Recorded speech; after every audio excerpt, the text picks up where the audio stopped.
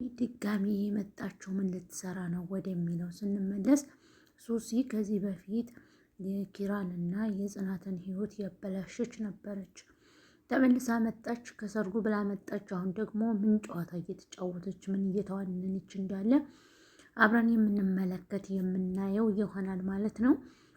ሶሲ ከኪራ ጀርባ ምን እየሰራች እንደሆነ ለማወቅ አብረን የምናያት ይሆናል ማለት ነው። ቅዱሴ ተሽሎት እየመጣ በመሆኑ ሁላችንም ደስ ብሎናል ማለት ነው።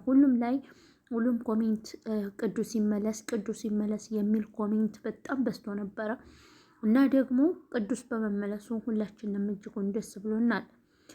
ውድና የተከበራችሁ የጽናት ድራማ ተከታታዮች እንግዲህ ኪራ እንደምትመለከቱት ራሴን አመመኝ እያለ ከኮምፒውተር ስር ቁጭ ብሎ ሰራተኛዋን ለኪያ ደውዪልኝ በማለት ራሱን እየነካካ ባለበት ሰዓት ጽናት ትመጣና በጣም ከሚሮዋ በጣም ተናዳ ስትሄድ ነበረ። እሱም ተከትለሽ እባክሽን አረጋጊያት እያለ ነበር።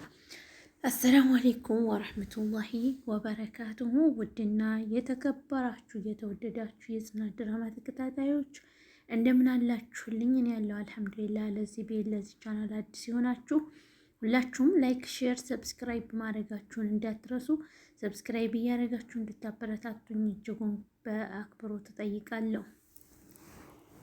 እና እንግዲህ እንደምንመለከታቸው ኪራ በጣም ራሴን አሞኛል እያለ ራሱን እየነካካ ይገኛል።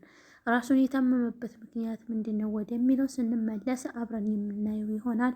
ውድ ተመልካቾቻችን በመጀመሪያ ስትገቡ ከቤቴ ሰብስክራይብ በማድረግ ላይክ፣ ሼር በማድረግ የደወል ምልክቷን በመጫን ቤተሰብ እንድትሆኑም በአክብሮት እንጠይቃለን። እንግዲህ ኪራ በጣም ከስራ መብዛት የተነሳ የቅንጭላት ህመም ደርሶበታል። እሱም ደግሞ ቅዱሴ በመመለሱ በጣም ደስ ብሎናል። ሊናና ማን ነበር ስሙ ናታን የቅዱሴን ቤት በማደራጀት ዝግጅት ላይ ናቸው። ምክንያቱም ከወር ከ15 ቀን በኋላ ቅዱስ ሊመለስ ነው እያሉ በደስታ እየተንበሸበሹ ይገኛሉ። ኪራ እንደምትመለከቱት ራሴን አሞኛል፣ ለኪያ ደውሉልኝ እባክሽን፣ ለኪያ ደውለሽ አሁኑ እንድትመጣ ንገሪያት ይላታል። ኪራንም አሞታን ብለሽ ሳይሆን መናገር ያለብሽ ቶሎ ብለሽ ቢሮ ተፈልገሻን ብለሽ ንገሪያት ይላታል። እዚህ ጋር ሄኖክ ጋር ምሳ እንብላ ቡና እንጠጣ ብለው ወጡ። ራሴን አሞኛል እያለ ለሄኖክም ሲነግረው እንዲህ ምሳም በላህ ቡናም ጠጣህ እንዴት ነው ራስህን ሊሻልህ ያልቻለው? በል ተመልሰን ወደ ቢሮአችን እንግባ ይለዋል።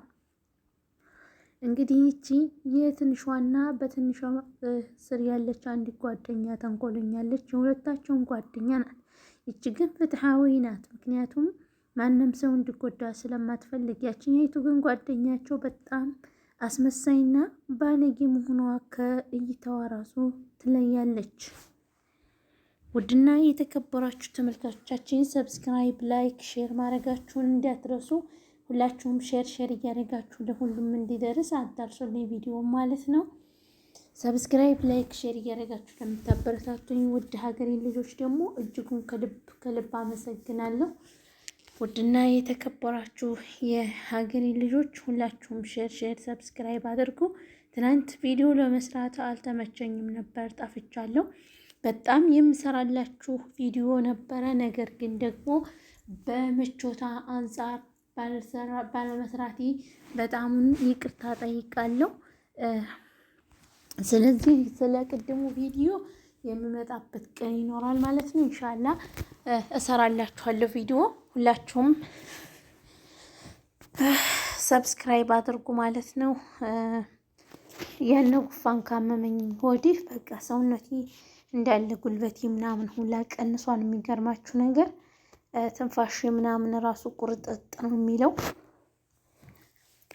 ሰው ያላወቀው ህመም ነበረ ያመመኝ ማለት ነው። ቤተሰብ በጣም ንፋስ በሽታ ከማንም ሰው እንዳይደርስ ማለት ነው። ቤተሰቦቼ ሁላችሁም ሰብስክራይብ አድርጉ፣ ላይክ ሼር አድርጉ። ልክ በቃ የዛኔ ራሱ ልተኛ ስል ምላሴ ምናምን ያደራርቀኝ ነበረና አሁን ራሱ በቃ ትንፋሽን ሁላ ነው የሚያቆራርጠኝ ማለት ነው። ይቅርታ አድርጉልኝ። እና ኪራ እዚህ ጋር እንደምንመለከተው ራሴን አመመኝ እያለ ወደ ራሱ እያስተነተነና ተፍኪር ውስጥ ነው። በዛ ላይ የጽናት ቅናት በጣም ሊያሳብዳት ነው። ከቢሮ ያየቻትን ልጅ በገባሽ በወጣሽ ቁጥር በጣም ቅናቱ አላስቀመጣትም ማለት ነው። ሄኖክ እንግዲህ አርፍዶ በመግባቱ ራሱ አልተጸጸተም። እየተበላ ካልሆነ በስተቀር ይህ ቪዲዮ አይዘለቅም ማለት ነው። በይ እንጂ ብለዋል እኮ እና ሀቢባ ጎረስ እያደረጉ ማለት ነው። ማሮቼ ፍቅሮቿ ትላለች ማለት ነው። እና ማሮቼ ፍቅሮቿ ውዶቼ ማለት ነው። ሰብስክራይብ አድርጉኝ፣ አበረታቱኝ። እኔ እህታችሁ ብጠቀም አንዲት የመዲያም ሸቃላ ብትጠቀም ማለት ነው። እናንተ ምንም የሚጎዳችሁ ነገር የሚቀንስባችሁ ነገር የለም ማለት ነው።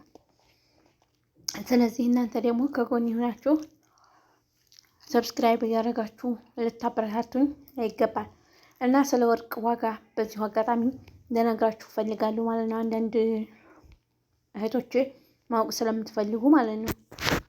ወርቅ ያዙ፣ ያዋጣችኋል፣ ከእጃችሁ እንዳይወጣ። የሆነ ቀን አስፈላጊ በሆነ ጊዜ ትሸጡታላችሁ። ያቺ በርካሽ የሸጣችኋል ወይም የገዛችኋል በርካሽ የገዛችኋል ነገር ወርቅ ቁም ነገር ላይ ትውላለች ማለት ነው። እና ድሮ ጊዜ እኛ ወርቅ በገዛንበት ሰዓት ደህና ነበረም፣ ያውም ተወዱ እየተባለ ማለት ነው። አሁን ላይ ግን የፈጣሪ ያለ በጣም በጣም ተወዷል። እውነት ለመናገር አታምኑም። በብዙ ብር የገዛኋትን ወርቅ ብታው ውሸትሽ ነው ትላላችሁ። እንሻላ አንድ ቪዲዮ እሰራላችኋለሁ በቀጣይ ማለት ነው። ያን ደግሞ የምሰራው ለእናንተ ለእህቶች በመዲያም ቤት ለምትሸቅሉ እንደኔ ሸቃላ ለሆናችሁ ነው ማለት ነው። ልብስ ብንቆልለው ብንከምረው ምንም ሊያደርግልን አይችልም።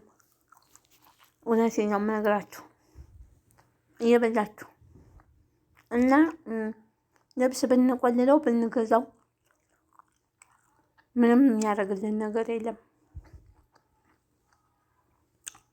ኢትዮጵያ ሲሄድ ለእንትና ሲባል አንድ ሳይሆንበት አንድ ጊዜው ያልፍበታል፣ ሰዓቱ ያልፍበታል። ገዝተን ሻንጣ ላይ ሶላት ሳንሰግድበት እንኳ አንድ ቀን ሳንለብሰው ጊዜው እያለቀበት እየተረገምን ነው የሚሄደው።